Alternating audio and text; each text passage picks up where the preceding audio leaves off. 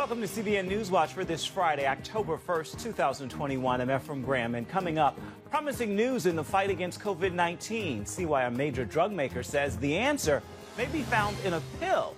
Plus, the Abraham Accords reach another milestone in the Middle East as Bahrain moves to open its embassy in Israel. Embracing each other, coming together, having relations also enables you to fight a common enemy. And a Marine is in trouble for sharing his disapproval of the Afghanistan troop removal. I'm not saying we've got to be in Afghanistan forever, but I am saying, did any of you throw your rank on the table and say, hey, it's a bad idea to evacuate? Hear what people are saying and get an update on what's happened to the soldier.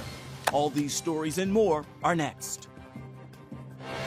This is CBN NewsWatch. And we begin this half hour with that potential new weapon in the world's fight against COVID-19. Drug maker MERCK Pharmaceuticals is releasing data on a new pill to treat COVID. It's an antiviral drug called molnupiravir, and it's said to reduce the risk of hospitalization or death by up to 15% in clinical trials. It is the first drug of its kind to combat COVID-19.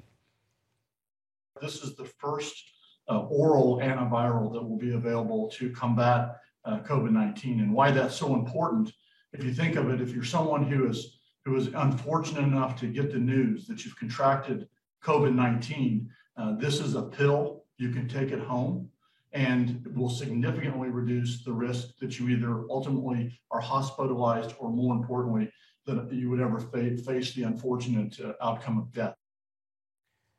An independent group of medical advisors recommended stopping the trials early because of the strong interim results. Company leaders say they will soon ask health officials in the U.S. and around the world to authorize the drug. The president's fight to build back better is crumbling, with feuding Democrats in the House working late into the night and still not reaching enough votes to pass the bipartisan infrastructure bill. CBN News correspondent Brody Carter takes us inside the House divided for an up-close look at where negotiations are headed. Despite days of negotiations, the divided Democrats in the House still could not reach an agreement on their spending plans, so they postponed their vote on the bipartisan infrastructure bill yet again. We will not be able to vote for the infrastructure bill until the reconciliation bill has passed. House Speaker Nancy Pelosi delayed a vote for the $1 trillion bipartisan infrastructure bill. Progressive Democrats threatened to vote the bill down unless there's progress on the president's massive $3.5 trillion spending and climate change measure being considered through a Senate reconciliation bill. Look, we are in the same place we've always been. We put out an offer for $3.5 trillion, and it has all of our legislative language. But centrist Democrat Senators Kyrsten Sinema and Joe Manchin say that's far too expensive, with Manchin concerned about the plan's welfare provisions and offering up a much smaller price tag. My top line has been 1.5 because I believe in my heart that what we can do and what the needs we have right now and what we can afford to do without basically changing our whole society to an entitlement mentality. While Democrats continue negotiations among themselves, Republicans say it's an agenda the country can't afford. It's no longer one bill. It's reconciliation with infrastructure. That's not something we want. That's not something we can afford, and that's not something we support. There was one agreement with support from both parties. Congress passed and the president signed legislation to avoid a partial federal shutdown, keeping the government running through December 3rd. But on the infrastructure measure and the $3.5 trillion social welfare bill, the president and congressional Democrats will try again today. But they face a potentially devastating setback if they can't overcome the deep divisions in the party. Brody Carter, CBN News. Thank you, Brody. Turning now overseas, the Abraham Accords have reached another milestone in the Middle East. Bahrain will now open its embassy in Israel by the end of the year. Chris Mitchell brings us the details.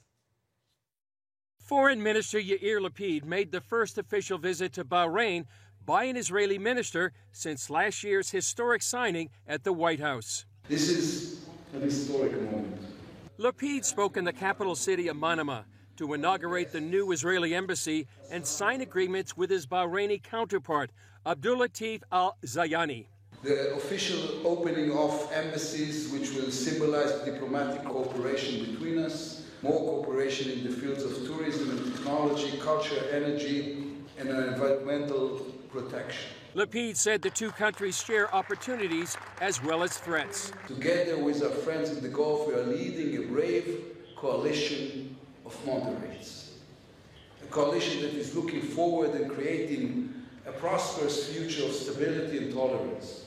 Following his meeting with Zayani, Lapid tweeted that Bahrain would open its embassy in Israel by the end of the year. Earlier, he met with King Hamad bin Isa Al Khalifa to thank him for the leadership and inspiration that led to this day. He also met with Crown Prince and Prime Minister Sheikh Salman bin Hamad Al Khalifa. Prominent Bahraini journalist and author Adia Ahmed Al-Sayed says even though both countries face Iran as a common threat, that's not what brings them together. What brought us together is that we are a community. This is a Middle East. Embracing each other, coming together, having relations also enables you to fight a common enemy. We don't need wars in the region. We need to fight ideologies. After Lapid's landing in Manama, a Gulf Air flight departed for Tel Aviv, initiating direct flights between the countries. Greeted with a water salute, the pilot was Al-Sayed's husband. I think the feelings I have is not because he's my family and my partner, my husband, but it's the feeling of any Bahraini who wanted to be on that flight today, because this is how warm relations start. Chris Mitchell, CBN News, Jerusalem. We have a quick look at some other stories making headlines right now in the CBN newsroom. There are reports an Iranian missile production facility has been damaged in a fiery explosion. A private Israeli satellite imaging company released photos of before and after. An Islamic Revolutionary Guard says a fire broke out Sunday, injuring 3 of its members. 2 of them died. For more on this story, go to cbnnews.com.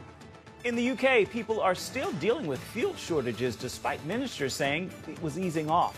Footage shows continued long lines at gas pumps causing massive traffic jams. The shortage is caused by a nearly 100,000 truck driver shortage. Improving postal efficiency may mean waiting a little bit longer to get your mail. Starting today, standards change for first-class mail and periodicals such as magazines traveling longer distances. Instead of standard 3 days to deliver, it will now take up to 5 days to get those items to you. And we have some major news to share from our Christian Broadcasting Network family. As we celebrate 60 years, our founder, Pat Robertson, announced today he is stepping away from the hosting chair of the long-running 700 Club program. At this point, I think it's time for me to make the announcement that I will no longer be the host of the 700 Club after, I think, 54 years of hosting the program. I thank God for everyone that's been involved, and I want to thank all of you, but I want you to know that at this point I'm stepping down. He will still host a monthly interactive episode of the 700 Club to answer viewer emails. He will also serve as a senior consultant on international affairs, appearing occasionally on the broadcast. He looks forward to spending more time now at Regent University. The mother of Marine Lieutenant Colonel Stuart Scheller is speaking out on her son's behalf. She says that leading military leaders are trying to, quote, bury her son. Scheller is the Marine who got in trouble for posting a video in August criticizing the top brass on the Afghanistan troop withdrawal. Here's part of that. I'm not saying we've got to be in Afghanistan forever, but I am saying, did any of you throw your rank on the table and say, hey, it's a bad idea to evacuate Bagram Airfield, the strategic air base, before we evacuate everyone? Did anyone do that? And when you didn't think to do that, did anyone raise their hand and say, we completely messed this up? I've got battalion commander friends right now that are posting similar things, and they're saying, you know, wondering if all the lives were lost and if it was in vain, all those people that we've lost over the last 20 years. His parents told major media outlets that he was only saying what everyone was thinking. They also told reporters he's a smart man and knew when he posted a second video he'd face consequences. Right now, he's in the brig awaiting a hearing. His father says his crime was speaking truth to power. His video was viewed more than 1 million times on social media and shared more than 60,000 times. Our Middle East Bureau Chief Chris Mitchell is joining us now with more on the Afghanistan withdrawal fallout. Chris, we'll get to your special on Afghanistan in a moment. First, What reactions are you hearing to what's happened to Scheller? Well, Ephraim, what I'm hearing is what a lot of people are feeling is outrage. Congressmen and women are speaking up on behalf of him. He actually came up in the testimony this week with the Joint Chiefs of Staff and the Defense Secretary, and he was saying what so many in and out of the military were thinking and feeling. You know, how people are wondering right now, how should he be in jail, Colonel Scheller, and not his commanders, or you know, some sort of accountability for his commanders. I talked to a former Special Services officer, and he agreed that officially he probably shouldn't have said that. But what he said was what others throughout the military and outside the military, what they were thinking and feeling. We had congressional hearings this week, as you mentioned, with the top brass before Congress. Any reaction there to it? Yeah, well, clearly it put President Biden as the one responsible for the decision. The military commanders advised to him to keep a small force, maybe 2,500 servicemen and women. And also, we found out this week, Colonel Scheller didn't get what he was asking for. There was no accountability, no mea culpas, no I'm sorry, or we messed up. Didn't hear a good answer as well, Ephraim. This is something I've been looking for. How did the U.S. military allow more than $80 billion of military equipment to fall into the hands of the Taliban? Much of that was at the Bagram Air Base, which Colonel Scheller mentioned. And right now, you know, after the pullout, Ephraim, it seems like the world is less safe. The U.S. is left safe. And really, here in the region, it's upset the balance of power. Someone quoted Winston Churchill when the British government allowed Hitler to take part of Czechoslovakia. That was in 1939. He said that the government had a choice between dishonor and war. You chose dishonor, and you will have war. It seems to be the same case right now. Many people are saying this forever war is not over. It's just gone into a different and perhaps even more dangerous phase. What can you tell us about Americans as well as her allies and Christians inside the country? Well, these are perilous times, Ephraim. Right now, the Taliban is hunting many of these people door to door, those who worked for the U.S. And were our allies for maybe 20 years. And they're just literally being hunted door to door. Some of them are in hiding but running out of food and money. We've been in touch with some groups that are working to get them out of the country. But you can imagine how hard it is, the logistical challenges of getting out through Taliban checkpoints. But they are doing it. Actually, Ephraim, we've been hearing some Christians actually went back into Afghanistan to be able to preach to the Taliban. So in this area, we have both great darkness and great light going on. You have a web special on Afghanistan. Tell us about it and what compelled you to do it. Well, I felt, you know, it seems like the Biden administration wants to move on. The news media seems to want to move on. I feel it's really important to keep a spotlight on this issue, especially now that there are thousands of U.S. citizens, many believers as well, in harm's way. And I don't think it's, we don't want to forget those that are left behind. We want to inform people about what's going on as well. You know, there's a code in the military, and certainly for Americans too. We want to inform people, but not to leave those left behind. And we also want to tell people not only about the issue, and also from people that are literally working on the front lines of this issue, so they can find out people what's going on the front lines, but also to pray about this situation. And where can people see this? Well, if they go to CBN.com to register, you can also go to CBN News.com. You do have to register for this, but we'll have, I think, what's going to be a very informative webinar. We have Dave Eubank. He's in Tajikistan right now. He's on the front lines helping people get out. We have an interview with Joel Richardson. He's in touch with the believers inside Afghanistan right now. And also George Thomas is going to be sharing with us about the geopolitical ramifications. We think it's going to be very informative and, Lord, hopefully inspiring. Indeed. Chris Mitchell, thank you so much for your time. I'm Middle East Bureau Chief. Always appreciate your work. Still ahead, the vaccine mandates are even creating problems in the sports world. Sean Brown is joining us next with that story. Stay with us. You're watching CBN NewsWatch.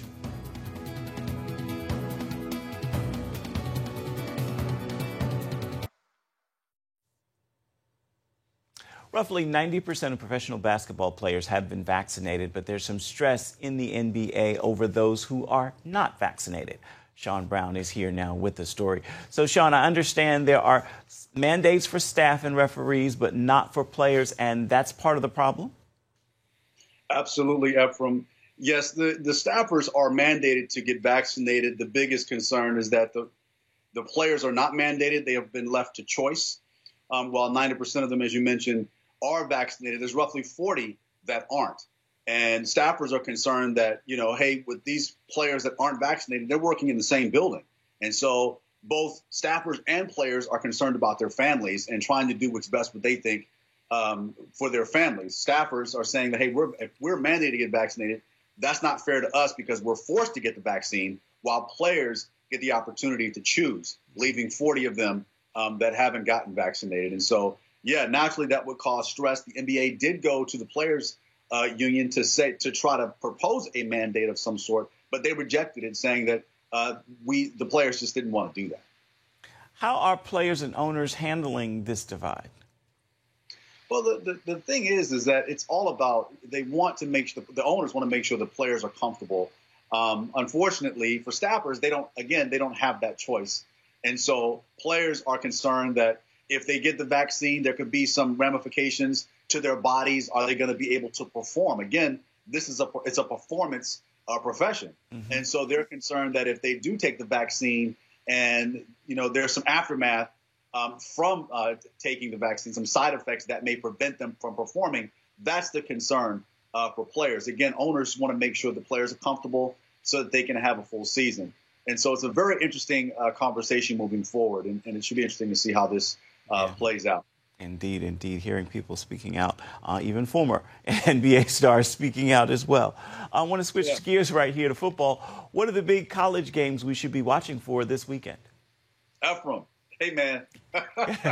Alabama, Ole Miss, Arkansas, Georgia, Oklahoma, Kansas State. I'm watching my quarterbacks. I'm always watching the quarterbacks, Heisman candidacy, just trying to see who's performing. Matt Corral with Ole Miss. Of course, Spencer Rattler with Oklahoma. And so I'm excited for these games coming up, man. Some big games as we navigate through the season. So excited. Indeed. It's nice that the games are back in full force. What's coming up this weekend and going the distance?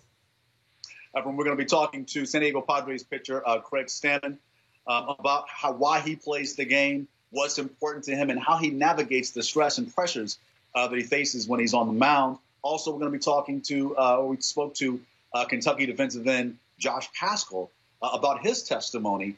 It's just two powerful stories. We're also going to do a segment I like to call Positions That Teach, where we talk to Arizona Cardinals offensive lineman Kelvin Beachum about how he plays the game, and foundation is key. So some great things there. So we got to be sure to tune in for that. Indeed, indeed. Sean Brown, thank you so much. I want to remind you at home that you can watch Going the Distance on the CBN News Channel. You can catch it this weekend on the CBN News Channel on Saturdays at 6:30 and then on Sundays at 7:30. Both of those are Eastern Standard Time. Lots of good stuff to watch right there. Coming up, Kirk Franklin and a virtual youth choir performed the re-release of one of his songs he believes is just right for the moment in the world. You don't want to miss that. You're watching CBN News Watch. Stay with us. We're coming right back with much more. Sounds so good. Don't worry, don't worry, don't worry. Sing it again. Don't worry, don't worry, don't worry. All over the world. Don't worry. And welcome back to CBN News Watch, a special Friday Faithful for you we want to share with you today. The scripture says, "Inasmuch you have done to the least of these, you have done it unto me." And in that spirit, we're checking in today with gospel music's Kirk Franklin. He's just re-released his song, Lean on Me. That song is some 20 years old, but he's did it this time with a virtual choir. And those children are living in poverty around the world. We're talking some 120 children in some 25 countries. Now, these young people are also part of Compassion International's children's programs in those more than 20 countries. Kirk Franklin shared with us his personal motivation for this Compassion project, and it is your Friday Faithful today. I was very grateful and excited to bring back a song that's over 20 years old, and to be able to use it as a tool to be able to get these kids that are sometimes invisible to the rest of us because we are so busy scrolling and we're so busy trying to be bosses and to be entrepreneurs and be about that bag and just whatever, just just whatever colloquialisms that may be current at that moment, that sometimes the least of us get forgotten. Just the least of those that sometimes we see the news lines so much. I mean, it's so much trauma, so much heartache, it's so much death, it's so much just tragedy in the world, that a little kid somewhere just needs to be reminded that they matter. And so that's my job. My job is to do that. What a job it is. It's so important that we all open our eyes to see the least of these. And with that, we leave you with Kirk Franklin and his Compassion Children's Choir singing Lean on Me. Have a fabulous Friday and a wonderful weekend. All over the world, we say, I am here. You don't have to worry, I can see your tears. I'll be there in a hurry when you come. Because friends are there to catch you when you fall. here's my shoulder. Here's my shoulder, you can lean on me. So beautiful. Such a great truth. Everyone, remember. I am here. My brother, my sister. You don't have